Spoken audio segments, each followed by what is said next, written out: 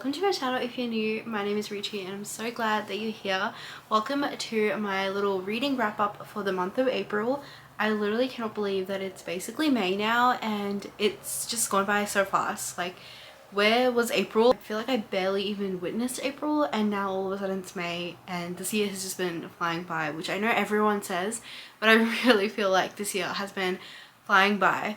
But anyway, let's get into the reading wrap up. I read 7 books in April and these are the 7 books that I read, and I actually had such a good reading month. I got a few really good reads, so I'm excited to talk about them. With April being a month full of new releases, I had a good time picking out some new releases to read, and I still have some new releases that I want to read. But anyway, I'm excited to just deep dive, get into telling you guys my thoughts on the books that I read this month. The first book that I read this month was You and Me on Vacation by Emily Henry. I thought it was the perfect time to read this book just because I wanted to get back into the Emily Henry spirit, knowing that knowing that her book Funny Story was coming out this month, which I did read, so you'll get to hear all my thoughts on that one as well. So I kind of picked up You and Me on Vacation and it was the only book left in like kind of her little collection of books that I had that I haven't read yet, so I wanted to get to this one. And I give this one 4 stars. I enjoyed this one. I think I enjoyed this one just like seeing like the tension between Alex and Poppy. I just like when there's a bit of background to a story. There's nothing wrong with books that have like people just meeting for the first time and they build this relationship, but something about when they have like a history or like they've been friends for a few years or something, I don't know, it just like it just feels more meaty to me. Like, I don't know what it means, like there's more to it, and I don't know, I just eat it up. So I really enjoyed that aspect of the story, and I think Alex was such a great book boyfriend. Like, he was super sweet, and I just wish like a lot of their problems would have solved a lot quicker if they just like spoke to each other properly. But I guess I completely understand, like if you're in that situation, you don't want to like ruin your friendship because of the what if kind of thing. And that's basically what happened. Although I will say that if I was Alex's girlfriend in this, I forgot her name. Is it Natalie? I don't think that's right. I forgot her name. But basically, if I was her, I would have just run away to the hills or something, because I just would have known that Alex was all about Poppy. And it would have been a very uncomfortable relationship to be in, because you know that he's got like someone else in the back of his mind, or like the whole time that you guys were together. I don't know how she did it. And yeah, in that sense it was fun. It was just a fun quick read. I really like loved Poppy's character in the sense that like she was always looking for this place to feel like she belonged somewhere, and like she just like wanted to find herself, explore things and learn new things and all of that. I really enjoyed that aspect of her, because I feel like I've said this before, but with Emily Henry books and her female main characters, I feel like I always see little glimpses of myself in them, just like embedded, because I feel like they're not their struggles, but like what they think about and what like they want out of their life is really similar to what a lot of young girls in their 20s 30s go through. So I feel like in that sense I felt really connected to Poppy's character. I really enjoyed it, and I missed Emily Henry's writing. Like, her writing is just so fun, and it's just like so easy to read, but it's so beautiful at the same time. Like, I don't even know how to explain it, but obviously if you've read Emily Henry you know exactly what I'm talking about.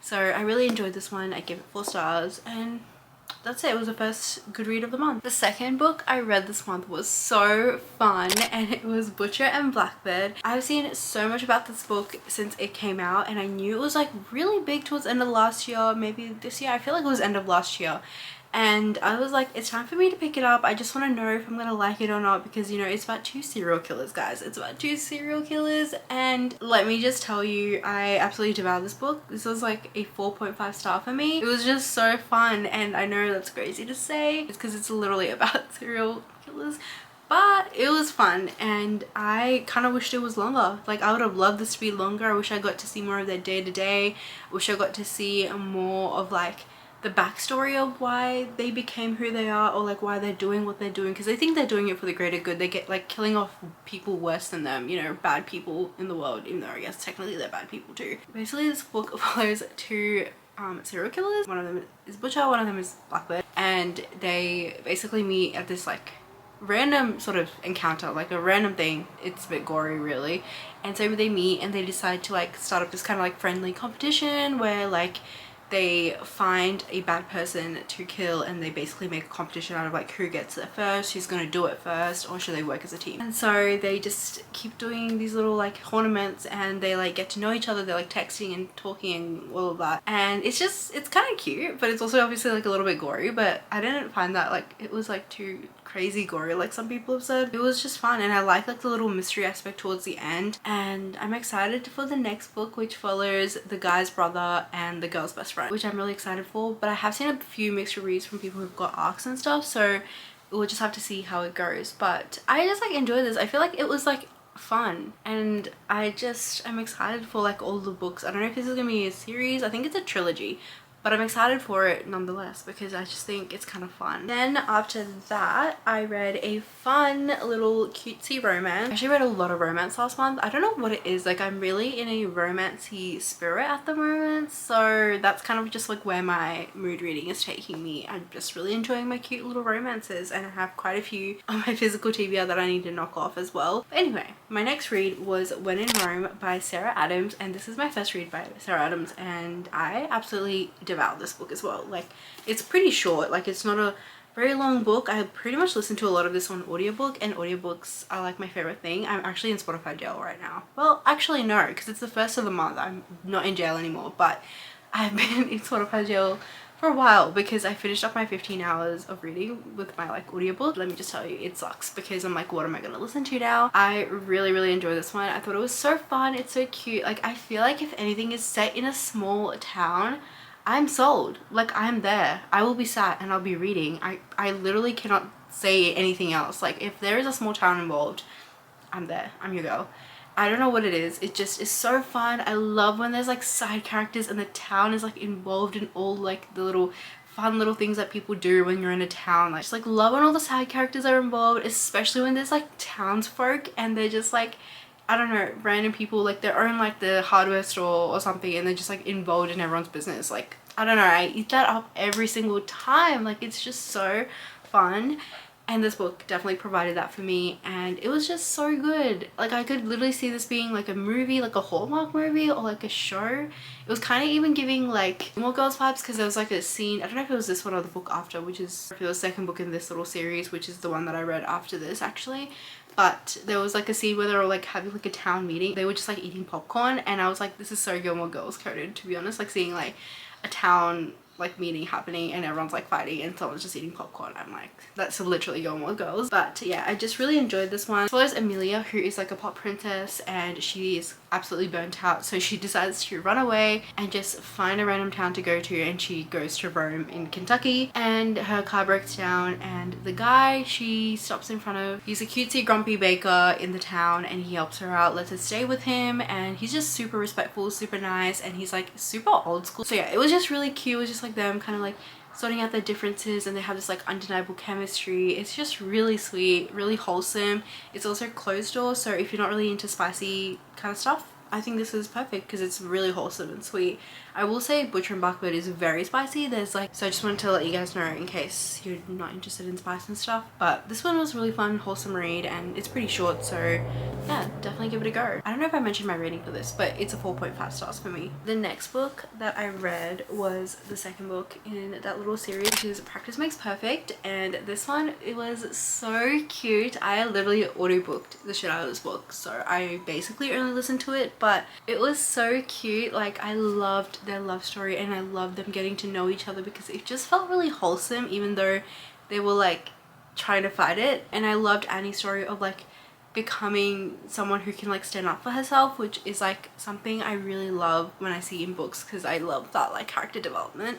But basically this followed Annie, who is Noah's sister from the first book, and Will, who is the bodyguard of the pop princess Amelia from the first book. And so they basically start this like little thing where he teaches her how to date, because she's super helpless with this. She's very like naive and like not the, I don't know what the word is. It's not like she's like closed off from the world, but she like kind of like lives in her bubble, and a lot of things that people say to her is like keeping her in her bubble. I feel like her sisters kind of treat her as like, oh, she's like the youngest one, like we gotta protect her, like she's a virgin, like, you know what I mean? Like, they just say all these like little things, and so they kind of keep her in her bubble. She keeps herself in her bubble, even though like under the surface like there's more to her than just like being this goody two shoes kind of thing. But I think as the story goes on, it's like that's not really what she wants for herself. Like she doesn't want to be that person. It's just kind of like the person she's just been molded into with her siblings and like people in the town and stuff. They're just like, you know, she got goody two shoes Annie. Basically they start doing these like little classes, I guess. It's not really classes. He helps her with trying to learn to date and stuff, and like the rest of the story just follows them, and it's really cute, and I just really enjoyed it. Like I love the story. But yeah, I'm really excited for the next book in this series. I think it's Beg, Borrow and Steal, which is going to come out next year, I believe. Okay, the next book that I read was an anticipated release because I've been waiting for this book to come out because I love the Chestnut Spring series so much, and I've talked about it in all of my videos, and it's probably the most annoying thing to constantly hear that I love this one series so much, so I'm gonna keep my mouth shut. But obviously, if you couldn't tell who the author is, I read Wild Love by Elsie Silver. The books are so easy and fun to read, and who doesn't want to read about small town cowboys in her first book, and in this one I think they're billionaires, so it's kind of a bit different but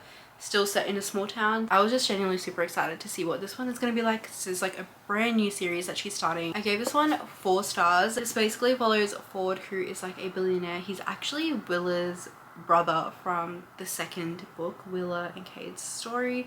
He is Willa's brother, and he goes back to this small town called Rose Hill, which is set in like the same world as like Chestnut Springs. He's basically trying to open up this like small recording studio for artists to go and just like record music in peace, and so like that's like what he wants to do. And then he sees his like, I guess it's his childhood crush, because they never were together or anything, but like he's always like liked her from afar, and it was his childhood crush Rosie, who comes back from the big city because some stuff has happened in her work life, personal life over there, and she just wants to come back home and be with like her family and just start over, start fresh back in the town. So he gives her a job, and they end up kind of working together, and then a lot of stuff happens, and it's just really sweet. It's just fun. It's like, you know, they basically knew what they were to each other. You know, I feel like this book just flowed so well. Like I feel like I can't even really think of a time when they were like having this like, oh, like what are we to each other, because it kind of just like fell into place. Like it just fell into place for them. There's also another character in this book which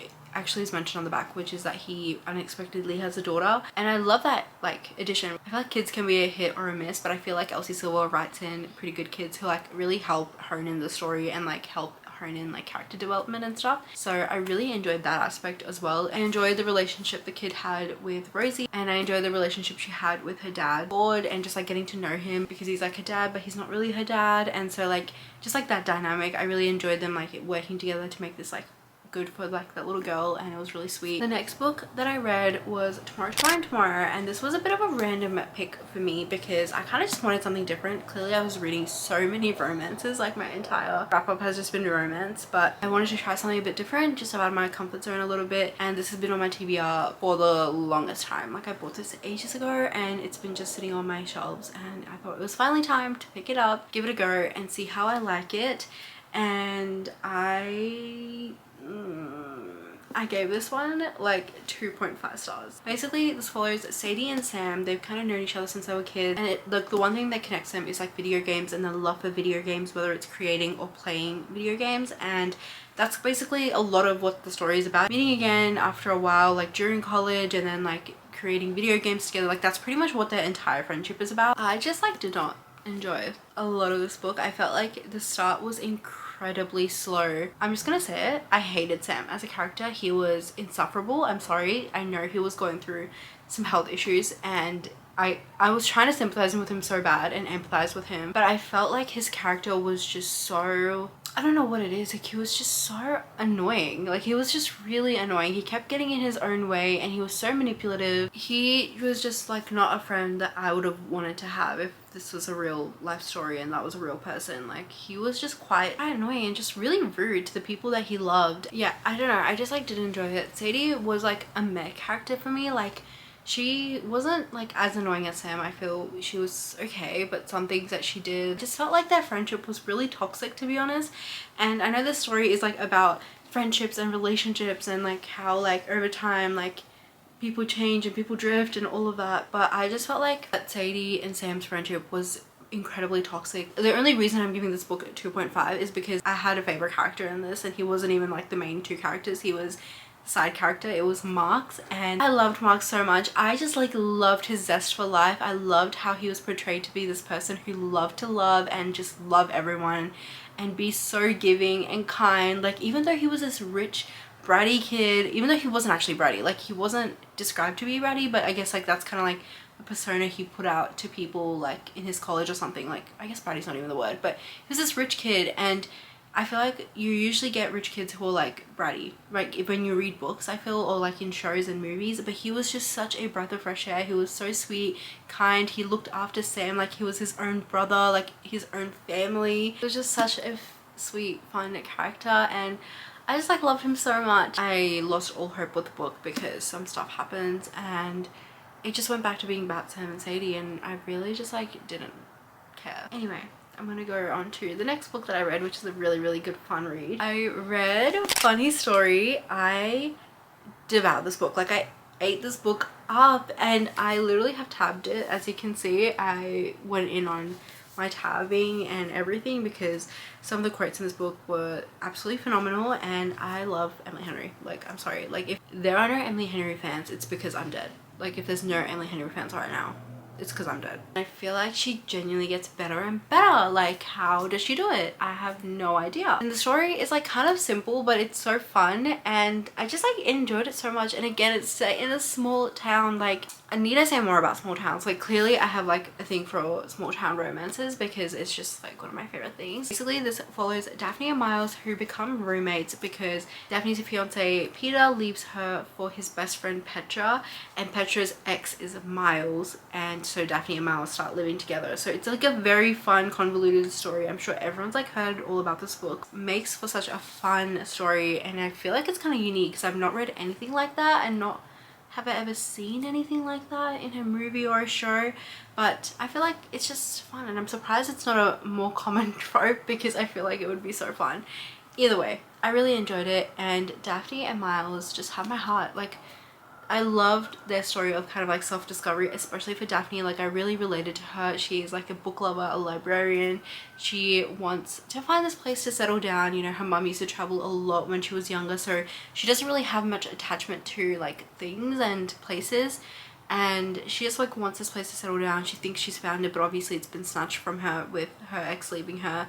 And I just like love that like so much because I feel like I can relate so much. Like I've said before with Emily Henry's female main characters, I feel like you can always relate to them so much because they're kind of going through a similar thing that everyone's kind of going through, but in a way she makes it feel so personable to you. I don't know how she does it with her writing, but it always just feels like it's like talking to me and it's like speaking to me, you know? I just like love the story as well, like just getting to know each other. And I don't know, I like that it started off like them just trying to become friends and like cheer each other up, and he was just trying to like show her around the town and everything, and like it just like develops into something more. But it was just a really fun, wholesome read. I love that she was trying to find friends when she was a bit older, because that's always so hard, like when you're like out of university, out of everything, and you have to like focus on adulting and trying to find adult friendships. It's just so hard. And I will say, you know, I've seen the few little comments that people have made, or like they don't particularly like this one because they didn't like Miles straight away. I was so surprised that people were saying all these things. I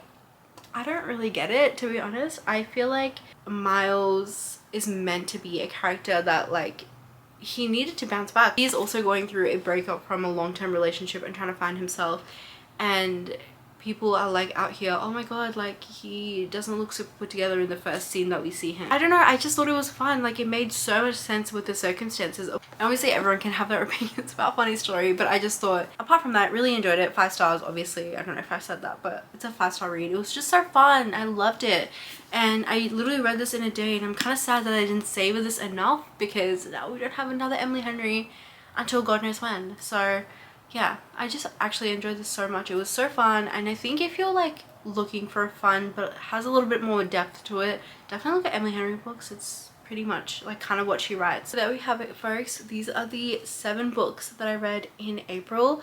I actually had a very fun, great time reading all these books. They were literally basically all 4 stars except one, which was Tomorrow. Anyway, thanks so much for watching and listening to me rant about all the books I've read in April. Make sure you like this video and subscribe to my channel if you haven't already, because that would mean so much to me and I'd really appreciate it. And that's about it. Thanks so much for watching. I'll catch you guys in the next video. Bye.